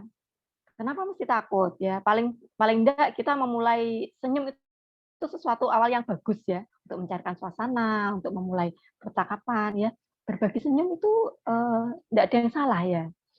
Nah, jadi Bapak Ibu, selama perbuatan itu tuh enggak berdosa, kenapa enggak dilakukan ya? Kita melakukan presentasi, kenalan dengan orang lain, kemudian kita follow up, itu bukan dosa ya. Jadi lakukan aja. Tidak perlu malu, gengsi, atau takut ya.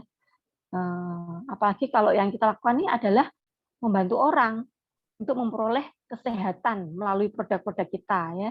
Dan kita membantu mereka untuk mendapatkan penghasilan, ya kan? Selama itu tidak berdosa, kita tidak perlu malu, ya, tidak perlu takut. Nah, misalnya nih, ada challenge. Kalau kita nih diminta melakukan selama 3 tahun, ya, setelah 3 tahun melakukannya, kita dapat uang 30 juta. Disuruh apa? Disuruh jalan seperti monyet, misalnya, selama 3 tahun. Mau enggak Bapak Ibu? Nah, kita di bisnis HDI loh, enggak sampai seperti itu ya, enggak sampai disuruh begitu ya. Nah, artinya apa? Kalau kita mau menjalankan bisnis HDI selama 3 tahun aja, melakukan presentasi, enggak perlu nih niruin gaya jalannya monyet gitu ya. Kita bisa dapat penghasilan 30 juta, mau apa enggak? Masih malu masih gengsi enggak Bapak Ibu? Ya. Jangan pernah memberi makan ketakutan ya, jangan minta nasihat sama ketakutan kita, itu semua perlu dibuang. Kemudian, apalagi tadi Pak Ronald, selain rasa takut, malu, gengsi, Positive thinking. oh ya, positive thinking ya, dan antusias. Jadi harus melihat segala sesuatu, segala kejadian dari sisi positif. Misalnya ya Bapak Ibu, kalau ban mobil kita kempes, ya tidak perlu marah. Ya, kita marah pun apa ban mobil kita bisa kembali seperti keadaan semula, ya kan? Kan tidak juga, bukan sihir kan? Nah, jadi berpikirlah bahwa ada sesuatu di balik kejadian itu. Mungkin Tuhan punya rencana, ya, punya mau menyelamatkan kita dari suatu kejadian yang tidak baik ya, di balik kempesnya ban mobil kita. Misalnya lagi nih, anak muda yang baru diputusin sama pacarnya. Ya tidak perlu sedih, ya kan? Ngapain sedih? Mungkin Tuhan mau mengirim orang yang lebih baik, ya kan? Kita kadang dibiarkan untuk kehilangan untuk digantikan dengan sesuatu yang lebih baik. Nah, kita ambil positifnya aja. Kalau kita nih sudah mulai presentasi dan ditolak, lihat aja dari sisi positif. Berarti mungkin kita harus belajar banyak belajar lagi ya tentang bagaimana presentasi yang baik supaya orang tertarik mau join. Nah, tiap kita menawarkan bisnis HDI ini ke orang yang kenal maupun tidak dikenal, kita mesti lakukan dengan semangat, dengan antusias yang tinggi. Ya, kalau kita sendiri aja tidak pede, tidak semangat, tidak antusias, ya tidak bangga dengan bisnis kita ini. Nah, orang lain bagaimana bisa melihat bisnis ini sebagai suatu peluang yang bagus, gitu ya Bapak Ibu. Nah, kemudian apalagi nih Pak Ronald? Antusias sudah ya. Nah. Oke, berarti kita bisa tidak bisa, harus bisa.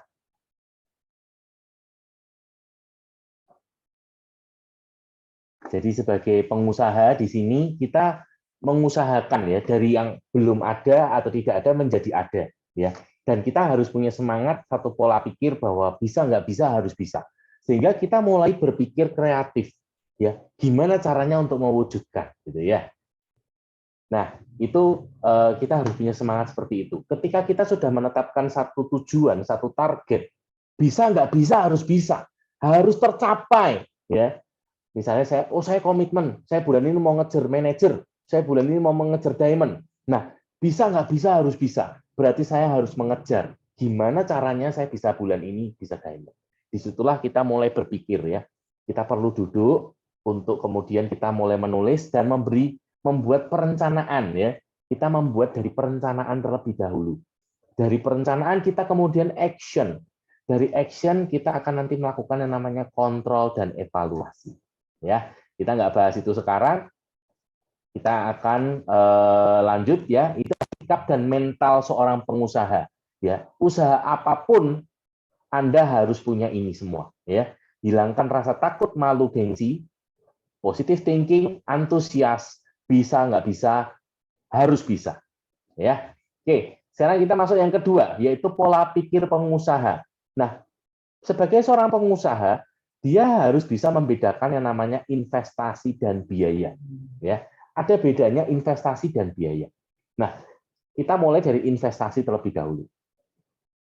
Investasi ini tentu saja tujuannya adalah ke depan melipat gandakan nilainya. Ya, nah di bisnis HDI kita itu berangkat dari modal yang namanya adalah diri sendiri. Diri sendiri kita ini adalah modal dasarnya. Ya, yang kedua adalah waktu. Waktu ini juga termasuk modal kita. Ya, baru yang ketiga nanti finansial. Ya, finansial ini juga bisa menjadi modal. Oke, Pak, kalau saya nggak punya finansial hari ini bagaimana Pak? Karena saya jadi supaya justru punya finansial. Nggak ada masalah, ya, nggak ada masalah. Yang terpenting adalah nomor 1 dan nomor 2, ya, yaitu diri sendiri dan waktu. Ya, nanti waktu baru kita bahas setelah ini. Tapi kita sekarang mulai bicara soal investasi ke diri sendiri, ya. Nah, investasi yang terbaik, ya ini yang nulis adalah Warren Buffett ya, orang yang investor yang paling terkenal di dunia saat ini ya. Warren Buffett menulis ya bahwa investasi yang terbaik adalah investasi leher ke atas ya. Artinya apa? Pengetahuan ya, pengetahuan. Nah, di sini apa yang kita lakukan di HDI untuk kita berinvestasi ya. Yang pertama, kita melakukan yang namanya 3M. Ya, 3M itu belajar, membaca buku, berarti kita mau membeli buku. Bapak Ibu, beli buku itu bukan pengeluaran ya. Beli buku itu investasi. Kenapa? Karena gara-gara kita baca buku, kita punya pengetahuan. Seperti saya hari ini bisa ngomong seperti ini, itu karena ada buku-buku yang saya baca, memasukkan pengetahuan, gitu ya. Yang kedua adalah menghadiri pertemuan, ya. Ada pertemuan-pertemuan. Jadi ketika ada pertemuan, bukan pertemuan yang butuh saya, kebalik, saya yang butuh pengetahuan, ya. Karena dengan saya hadir di pertemuan tersebut, saya mendapatkan sesuatu yang bisa membantu hidup saya atau minimal pertumbuhan diri saya lebih baik. Nah, pertumbuhan diri saya inilah yang nanti akan berdampak kepada bisnis saya, gitu ya. Jadi yang ketiga, berinvestasi di apa nih? Di BEC, Bapak Ibu. Ya, di BEC itu nanti kita bisa ada audio-audio, rekaman-rekaman dari para leader. Ya, kita bisa belajar dari mereka. Ya, itu investasi. Investasi yang berikutnya adalah investasi ke aset ya. Nah, di bisnis ini aset kita adalah rekan kerja kita. Ya, rekan-rekan kerja kita itu aset kita. Ya, nanti kalau sudah advance kita akan mulai bicara bagaimana ketika kita mau ekspansi usaha ya. Ketika kita punya jalur di luar kota, bagaimana kita berinvestasi di sana dan lain sebagainya ya. Tapi yang perlu diingat di sini investasi itu tujuannya justru melipat gandakan ya. Nah, biaya ini nanti dibagi dua, biaya tetap dan biaya yang tidak tetap ya. Biaya tetap itu artinya apa Bapak Ibu? Biaya yang keluar baik Anda di HDI maupun Anda tidak di HDI. Ya. Contohnya apa, Pak? Makan. Bapak Ibu, emangnya kalau Bapak Ibu nggak dihadiri, terus Bapak Ibu nggak makan? Makan juga kan? Ya kan? Terus apa lagi? Tempat tinggal misalnya ya. Nah, biaya-biaya tetap ini seyogyanya kita tekan ya. Jadi karena pernah ada yang kejadian gini, saya nggak jalan lagi di HDI. Loh, kenapa? Karena sejak saya di HDI, biaya saya itu membengkak. Loh, kok bisa? Lah iya, kan sekarang aku harus sering pergi. Terus aku sekarang jadi punya banyak biaya untuk makan, beli makan. Nah, ini hati-hati ya. Jadi kita tetap berusaha menghemat untuk biaya tetap ya. Jadi misalnya contoh bagaimana caranya menghemat? Mungkin kita bawa makan bekal dari rumah. Ya, itu untuk menghemat ya. Itu untuk biaya tetap ya. Jadi biaya yang keluar entah kita di HDI, entah kita tidak di HDI. Yang kedua adalah biaya tidak tetap ya, biaya yang terkait dengan biaya bisnis ya, atau lebih disebut biaya operasional. Contohnya apa? Bensin ya. Hari ini biaya operasional yang tinggi itu kalau buat saya itu adalah transport ya, bensin ya. Nah, bensin ini tergantung bagaimana caranya kita memanage ya. Karena kalau kita bisa manage waktu, bisa membuat perencanaan dulu dengan baik, maka bensin ini atau pengeluaran untuk transport ini bisa diatur ya, bisa diatur dengan baik gitu ya. Jadi contoh nih kita ke satu daerah, usahakan kita itu prospeknya juga daerah-daerah di sekitar situ, orang-orangnya di situ ya. Jadi nggak ke daerah situ cuma satu orang, terus pindah ke daerah yang jauh gitu ya. Dan di sana pun juga cuma satu orang gitu ya. Apalagi kita di sana nggak buat janji, udah jauh-jauh pergi, nah ternyata orangnya nggak ada. Gitu. Oke, itu biaya-biaya ya. Nah, ini untuk investasi dan biaya ya. Sehingga kita sebagai pengusaha kita butuh profil ya. Nah, mungkin nanti menyinggung lagi soal investasi ya. Ini nanti terkait di perlengkapan dan peralatan. Itu ketika Bapak Ibu ya nanti ya memperlengkapi untuk perlengkapan-perlengkapan yang dibutuhkan, juga mulai mendandani penampilan, Bapak Ibu itu investasi juga ya. Kenapa? Kunci bisnis sukses yang pertama kali kita itu butuh yang namanya profil. Ya, kita butuh profilnya terlebih dahulu. Itu kenapa kita nanti butuh perlengkapan, kita butuh peralatan, kita butuh penampilan. Oke. Nah, sekarang kita mulai masuk ke pengaturan waktu ya. Nah, waktu ini juga termasuk modal dasar kita ya. Modal dasar kita yang sangat berharga ya Bapak Ibu ya. Dan waktu itu kita hanya mendapatkan 24 jam satu hari ya. Sehingga kita perlu manage ya. Hukumnya gini, if you fail to plan, you plan to fail. Jika Anda sudah gagal dalam merencanakan, Anda itu sudah merencanakan untuk gagal, gitu ya. Begitu juga dengan waktu. Anda yang diatur oleh waktu atau waktu yang Anda atur, ya.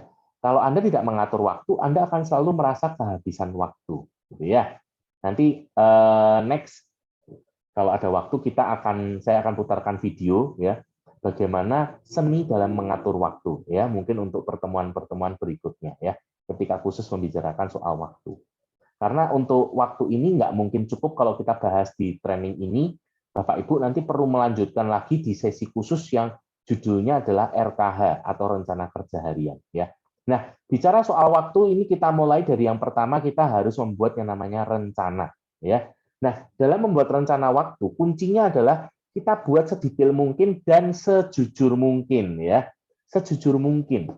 Jadi A ya A, B ya B ya. Kita tulis aja. Dan itu tidak melulu soal HDI ya. Bahkan untuk kegiatan pribadi kita mesti taruh di sana supaya kita bisa buat perencanaannya yang baik. Gitu ya. Terus yang kedua, tetapkan prioritas waktu. Nah, ini seringkali ketika kita harus memilih ya. Nah, di sini ketika kita sudah punya tujuan yang jelas, ini membantu kita memutuskan prioritas itu dengan baik ya. Prioritas ini nanti akan dibagi 4 ya Bapak Ibu. Hal-hal yang penting dan mendesak, hal-hal yang penting tapi tidak mendesak, hal-hal yang mendesak tapi penting, dan hal-hal yang tidak penting dan tidak mendesak ya. Untuk hal-hal yang penting dan mendesak ini harus segera kita lakukan ya. Contohnya apa? presentasi, follow up ya. Itu hal-hal yang penting dan mendesak. Membawakan training ya, membawakan grup meeting gitu ya. Kemudian hal-hal yang penting tapi tidak mendesak ya. Apa itu? Contohnya baca buku ya, itu penting. Tapi kan tidak harus dilakukan di jam-jam yang efisien ya, jam-jam yang prime time.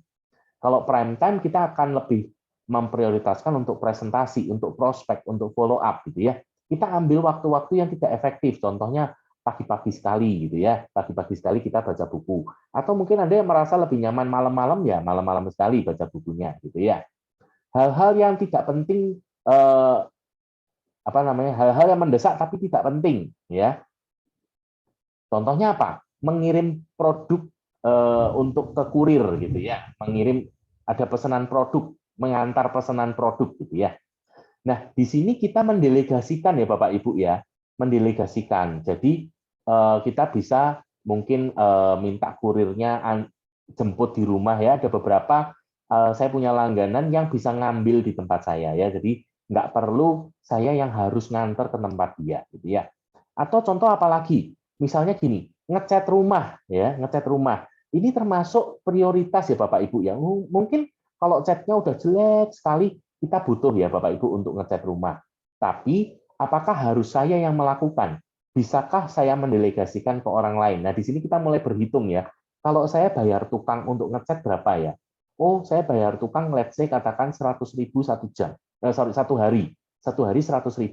Oke. Saya di HDI satu hari bisa menghasilkan berapa? Loh, saya satu hari ternyata bisa menghasilkan let's say katakan 300.000 atau 500.000 bahkan.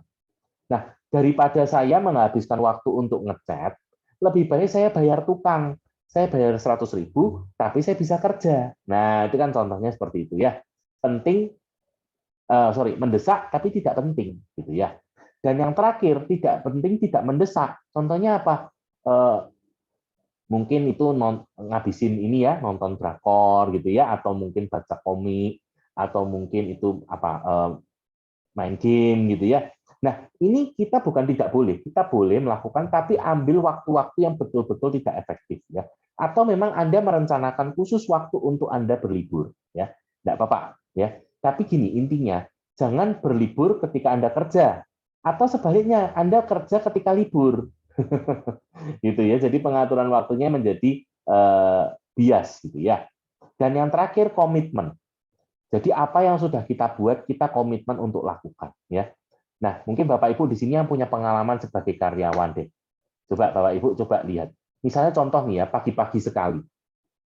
Ketika Anda mau berangkat kerja, ternyata hujan. Nah, pertanyaan saya nih, Anda boleh tulis di kolom chat ya. Saya butuh keaktifan Anda nih. Saya butuh jawaban Anda. Anda harusnya jamnya berangkat ke kantor, tapi hujan. Nah, pertanyaan saya, Anda tetap berangkat ke kantor, atau Anda nggak jadi berangkat ke kantor, kemudian ngomong ke HRD gitu ya, hari ini saya nggak jadi berangkat soalnya hujan. Kira-kira Anda milih yang mana? Tetap berangkat atau Anda akan bilang ke HRD, saya nggak jadi berangkat ya soalnya hujan gitu ya. Pilih yang mana? Oh, tetap berangkat. Ya, terima kasih. Tetap berangkat ya. Nah, itu yang namanya komitmen ya. Sama seperti ketika kita ya sudah bikin janji untuk presentasi. Hujan, berangkat ya, berangkat. Kenapa? Tadi Bu Lia sudah cerita ya. Kita positive thinking. Justru kadang-kadang ya, ketika ada sesuatu yang sepertinya menghambat sekali ya, kadang-kadang justru ada rezeki besar yang ada di baliknya ya. Nah, kalau kita nggak jadi berangkat, kita nggak jadi terima deh rezekinya ya. Jadi apa yang sudah kita buat, kita komitmen untuk kita lakukan ya. Kecuali memang kita betul-betul nggak bisa ya. Katakan misalnya sakit ya, sakit yang sampai nggak bisa bangun dari tempat tidur misalnya. Nah, itu kita mungkin bisa membatalkan ya. Tapi kalau nggak sampai seperti itu, kita nggak batalkan. Oke. Berikutnya Bu Lia, bagaimana dengan yang keempat?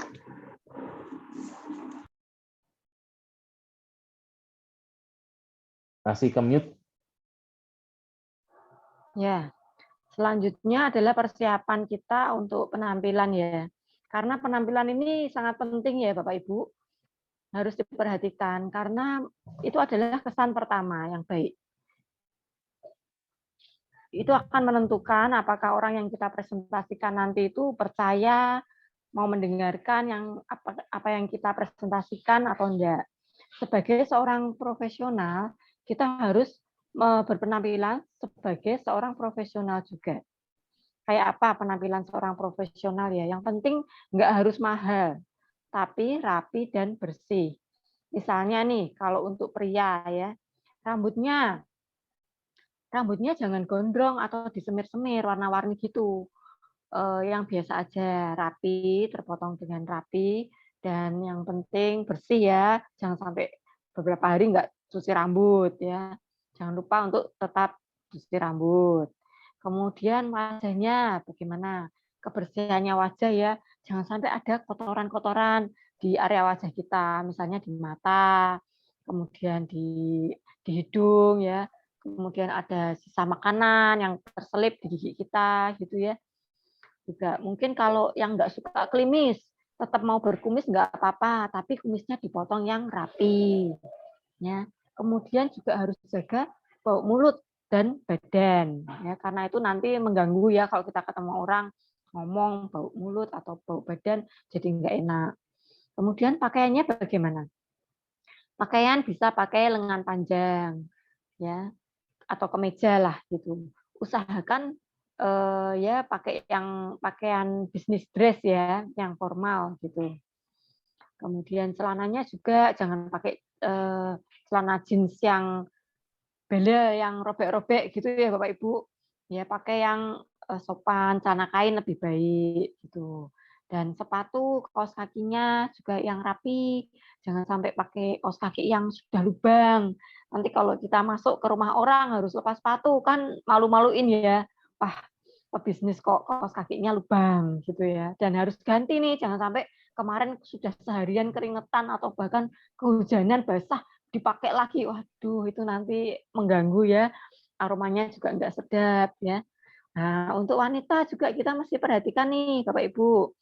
Rambutnya, ya rambut kalau mau disemir boleh asal enggak kayak rainbow ya, warna-warni gitu. Karena nanti orang mikir ini profesional atau artis atau apa ya. Gitu. Terus dan jangan lupa untuk kebersihan rambutnya harus dijaga. Kemudian penampilan wajahnya yang sama seperti tadi, jangan sampai ada kotoran-kotoran kotoran di telinga, di hidung, atau sisa makanan yang nyempil nih di gigi, atau dan pakai make up yang sesuai ya, yang natural aja. Yang penting enak dilihat, nggak perlu menor gitu ya. Kemudian bau mulut dan bau badan juga mesti diperhatikan. Kita senang ya kalau ketemu orang tuh bersih dan wangi gitu. Kemudian kukunya ya jangan pakai cat kuku yang warna-warni, yang jempolnya merah, telunjuknya hijau, atau terus warna-warna yang terlalu mencolok gitu ya Bapak Ibu, lebih baik yang netral aja, yang soft gitu ya. Dan baju kerjanya kita bisa pakai dress-dress yang formal, jangan yang terlalu mini atau yang terlalu ketat atau mungkin yang tanpa lengan gitu ya, itu kesannya kurang sopan, lebih baik dirangkap dengan blazer atau bolero gitu. Kemudian juga sepatunya juga pakai yang nyaman, nggak perlu sepatu high heel yang 10 cm gitu ya Bapak Ibu, nanti malah kita nggak nyaman kalau bergerak. Nah, kemudian selain penampilan, kita juga mesti siapkan apa nih, perlengkapannya apa ini Pak Ronald? Oke, perlengkapan ya. Perlengkapan ini gambarannya gini. Ini adalah alat perang kita, ya. Jadi kita jangan sampai ketika kita mau ketemu prospek, apalagi kalau kita bicara bisnis, tapi kita nggak siap perlengkapan dan peralatannya, gitu ya. Nah, ini seperti kita tuh kalau tentara berangkat perang, tapi nggak bawa senjata. Nah, gimana caranya menerangkan, gitu ya? Jadi kita butuh ya, ini untuk juga membuat kita profesional ya. Yang pertama kartu nama ya, kartu nama. Kemudian yang kedua pena ya. Jadi karena kalau kita butuh coret-coret, ini kita butuh penanya ya. Dan penanya jangan sampai apalagi sampai pinjem gitu ya. Nah, kita butuh pena yang juga yang punya kesan profesional ya. Kemudian press tool. Nah, press tool ini dibawa untuk kita menjelaskan ya. Press tool. Nah, hari ini sebetulnya kita sudah dimudahkan karena ada banyak press tool itu yang berupa digital ya. Oke, kemudian berikutnya kalau ada brosur-brosur ini juga boleh dibawa ya. Oke, kertas HVS. Nah, kertas HVS ini penting untuk kita bawa ya, untuk kita menjelaskan. Kemudian ada infopack. Nah, infopack ini paket informasi yang kita bisa pinjamkan ya Bapak Ibu ya. Ini tujuannya macam-macam. Infopack ini untuk prospek kita dia bisa mendapatkan informasi, sekaligus ini menjadikan alasan ke kita, kita punya alasan untuk bisa follow up dia, gitu ya. Kadang-kadang kita butuh alasan ya. Nah, ini kita bisa punya alasan. Aku mau sekalian ngambil yang kemarin aku pinjemin itu loh. Nah, itu ya. Itu infopack ya. Kemudian kita butuh agenda dan buku rencana kerja harian ya. Kemudian jadwal kerja ya.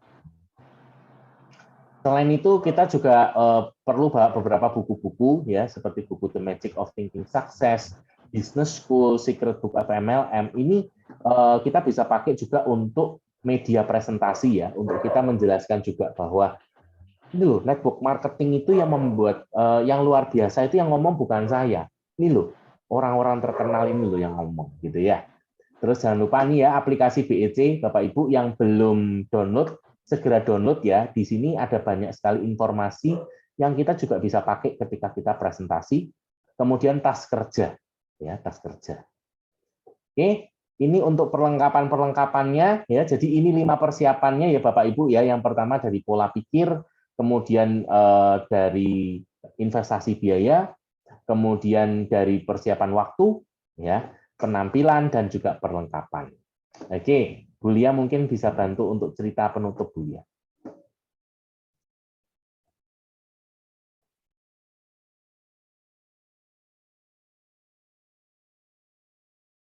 Ya, sorry tadi lagi keputus. Gimana? Cerita penutup. Oh ya, cerita penutup ya. Nah, ini saya mau cerita tentang ini ya. Hukum 80-20 itu ya Pak Ronald ya. Nah, kalau sampai kita tuh prospek 100 orang, hanya 20 orang aja yang merespon, itu wajar ya Bapak Ibu. Dan ini tidak akan terjadi terus-menerus. Ini akan terus diimbangi dengan pertumbuhan diri kita. Presentasinya nanti akan semakin besar. Ya. Tidak semua orang yang kita prospek itu akan mau langsung bergabung atau langsung beli produknya. Misalnya ini dari 10 orang yang kita undang, 2 orang yang datang, itu wajar ya Bapak Ibu. Dan misalnya dari 10 orang yang datang, 2 orang yang mau bergabung, join, itu wajar ya, sangat wajar. Kita bisa lihat nih, misalnya kita jalan-jalan di mall ya, dari berapa ratus orang yang datang itu kan tidak semuanya beli atau belanja ya. Banyak yang hanya jalan-jalan, cuci mata ya. Jadi tidak perlu berkecil hati ya Bapak Ibu. Nah, di akhir training ini ada cerita nih yang menarik nih. Yang mau disampaikan saya atau Pak Ronald ini yang mau cerita tentang. Oke, sebelum Bu Lia cerita, saya ingin menambahkan untuk 80-20 itu ya. Oh ya, boleh-boleh. Bahwa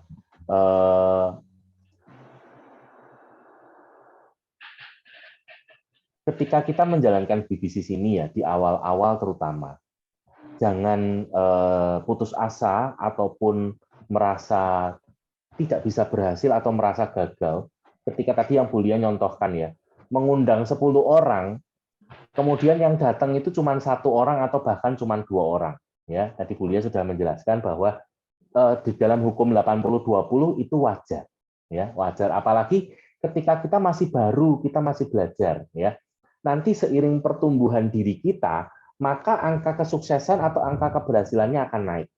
Ya, tapi di bisnis ini intinya gini, bagian kita itu bekerja, bagiannya Tuhan itu memberkati.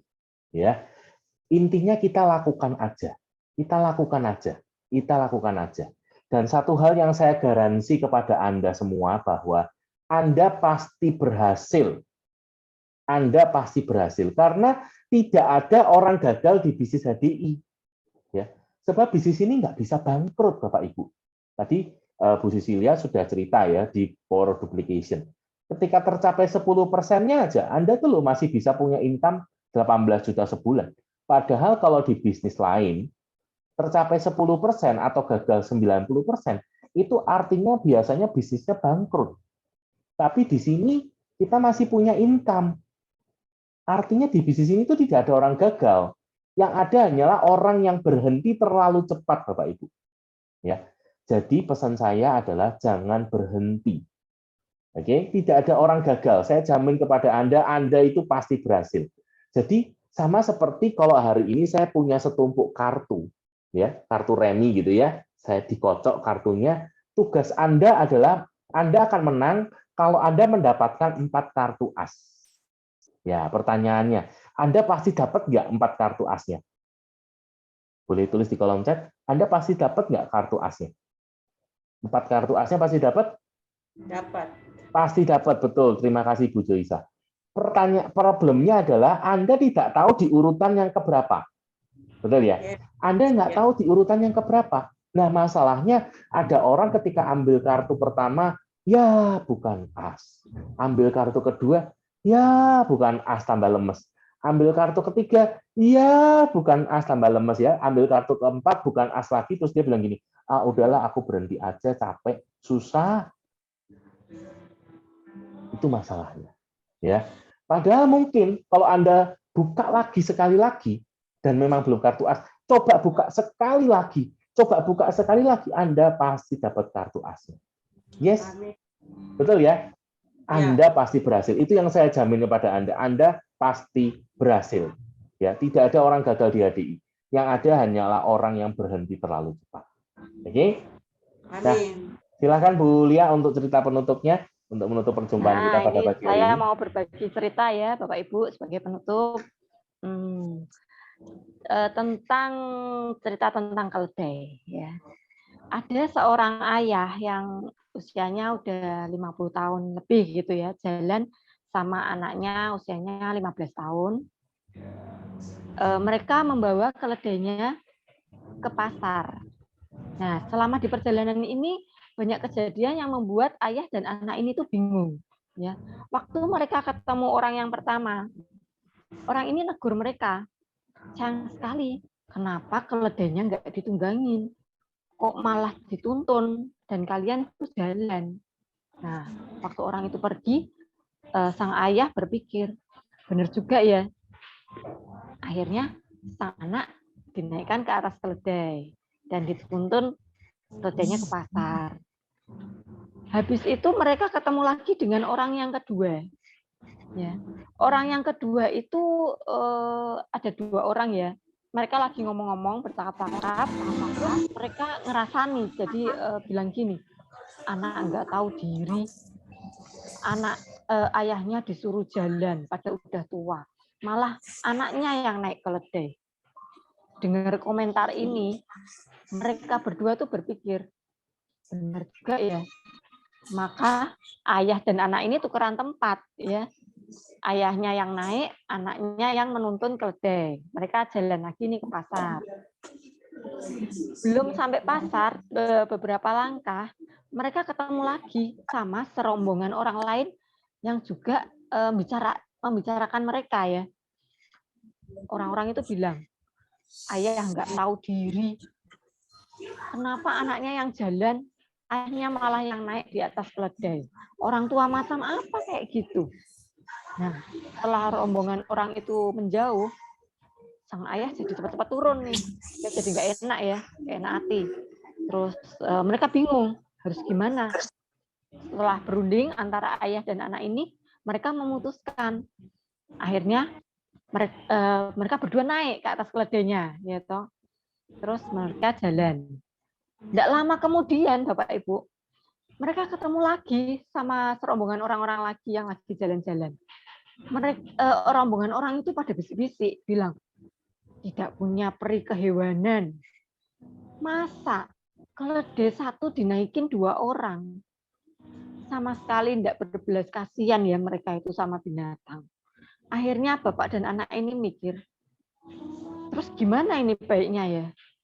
Akhirnya yang mereka lakukan apa? Mereka panggul keledai ini ke pasar. Ya. Sudah tidak ada yang naik, dipanggul ke pasar. Sampai di pasar, orang-orang di pasar pada ketawa. Kenapa keledainya malah dipanggul? Tidak dinaikin aja. Ya. Nah, intinya apa nih Bapak Ibu dari cerita ini ya? Karena ketidaktahuan mereka, apa yang harus dilakukan, apa yang sebaiknya dilakukan, mereka bingung sendiri ya. Mereka tuh jadi terombang-ambing dengan omongan orang. Yang ini ngomongnya begini, yang ini ngomongnya begitu, ya toh. Mereka jadi bingung. Nah, dari cerita ini Anda sudah melihat bagaimana dengan bisnis HDI ya, bisnis ini ya. Sehingga nanti apabila ada orang yang komentar tentang bisnis MLM ini, Bapak Ibu saya harap sudah tahu ya tentang apa itu MLM dan bagaimana sistem menjalankannya ya. Apa yang benar bagaimana tentang network marketing ini. Jadi jangan sampai nanti Bapak Ibu seperti cerita Bapak dan anak tadi yang terombang-ambing dengan omongan orang, komentar orang lain ya. Oke, mungkin itu cerita dari saya. Selanjutnya saya serahkan Pak Ronald ya. Oke, ya cerita dari Bu Lia itu menutup perjumpaan kita di kelas New Enterprise Orientation pada pagi hari ini. Terima kasih untuk keaktifan dan keikutsertaan Bapak Ibu semua. Kita sudah belajar bersama-sama. Kita akan lanjutkan untuk 5 training dasar berikutnya besok ya. Kita akan masuk ke kelas How to Start ya. Di kelas How to Start besok kita akan belajar tentang yang pertama Path of Success. Jadi jalan untuk sukses di bisnis HDI. Path of Success ini penting sekali ya Bapak Ibu. Kenapa? Karena sebetulnya apa yang setiap hari kita lakukan di bisnis HDI itu ya path of success gitu ya. Dan yang kedua, nanti ada 9 langkah sukses ya. Nah, langkah suksesnya itu apa aja? Itu yang besok kita pelajari ya. Sama 9 langkah sukses itu adalah 9 hal yang kita lakukan dalam bisnis kita setiap harinya ya. Nah, orang-orang yang tidak berhasil mereka yang nggak melakukan itu. Oke. Jadi sampai jumpa lagi besok jam 17.00 WIB atau 19.00 WIT ya, karena di sini ada Bu Joisa yang di WIT. Oke, terima kasih dari saya Ronald dan saya mewakili Lia. Selamat pagi, sukses buat Anda semua. Kita ketemu besok dan Goroyalto. Pagi.